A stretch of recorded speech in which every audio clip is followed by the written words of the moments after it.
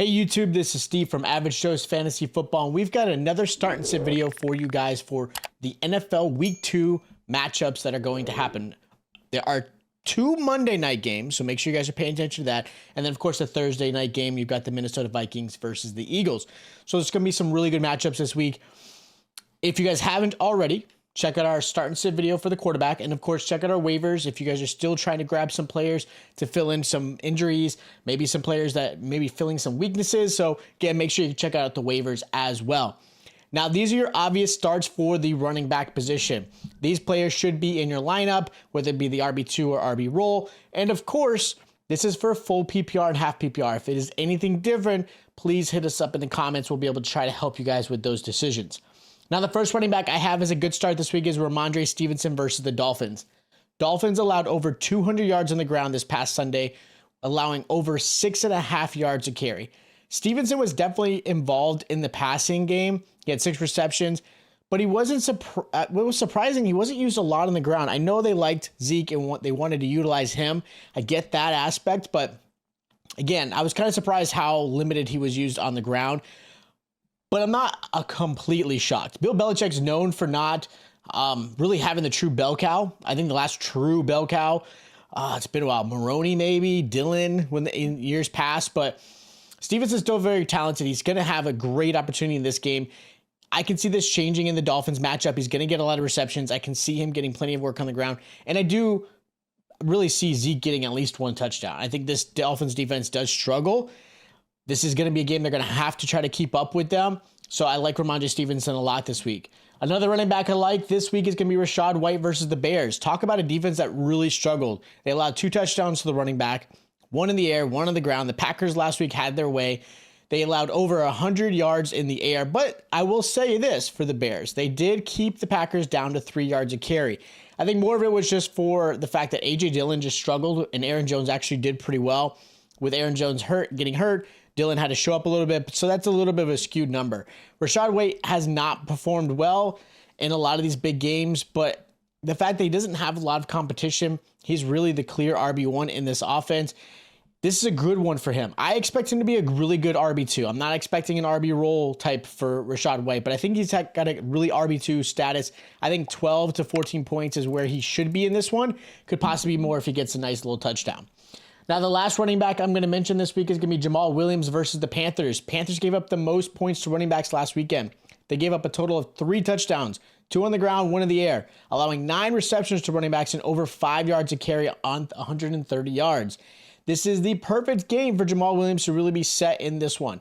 Again, only 2 more games left, and then Kamara will be back. So obviously those who haven't rostered him, be wary of you Jamal Williams owners. If you didn't put Jamal as your backup to Kamara, things are going to change in about 3 weeks. So with that said, this is a really good one for Jamal Williams. I think it's going to be one where he's going to make up for the stinker he put up last week. Again, a touchdown, maybe 2. They're going to play fast. They're going to try to get ahead of this Panthers team. And again, just run the ball down their throat. Now, the first running back I'm going to sit this week is Isaiah Pacheco versus the Jaguars. Jags gave up only 8.7 points last week on 1.6 yards per carry. That was amazing. But take it with a grain of salt. That was with the Colts, who had Deion Jackson as their starting running back. No Jonathan Taylor. So there is some skew numbers there. But Pacheco himself didn't perform well. Clyde Edwards-Helaire got the start for the Chiefs. Then you got McKinnon still being mixed in there. And the only reason Pacheco had any resemblance of points last week is because of the fact that he had 4 receptions because there was no Travis Kelce. If Travis Kelce plays, there's a good chance that Pacheco doesn't see the same amount of targets. Who knows? But I'm not excited for this one. It's still such a committee. I'm sitting Pacheco this week. Another running back I'm sitting this week is Brian Robinson versus the Broncos. I liked Brian Robinson last week. He did pretty well. Broncos held Jacobs and the running back committee behind him to 2.5 yards a carry, holding Jacobs to 9 points. And Josh Jacobs is way more efficient and a better back than Brian Robinson. Robinson has a really tough matchup this week. Teams know how to stop the run. And of course, because they're forcing Howell to win the game, that's where the biggest issue is going to be. It's not like you're going against an amazing quarterback. Sam Howell is still learning this offense, new offense for everybody. Bieniemy, I thought, was going to actually allow Gibson to be a little bit more efficient, but that didn't really show up. So I'm not really expecting Gibson to do much out of this one as well. So really both running backs I'm sitting. Last running back I'm sitting this week is going to be Javonte Williams versus the Commanders. Commanders played pretty well against James Conner, but that was expected. The Cardinals don't have a quarterback threat really, so the focus is really going to be on stopping the run. So with that said, Denver is a little bit better. They've got obviously a better quarterback. They've got a pretty good running backs. But the reason why I don't like Javonte this week is really I'm still waiting to see what they're going to do with him. They're going to ease him in still. There's definitely a committee approach. Perrine looked pretty efficient. I know Javonte had 6 targets his way, and he saw 5 receptions. But Perrine had 4 targets as well. So again, it's not like there's a huge difference between the two. There really are. I mean, I get it. Javonte, I think 5 more touches.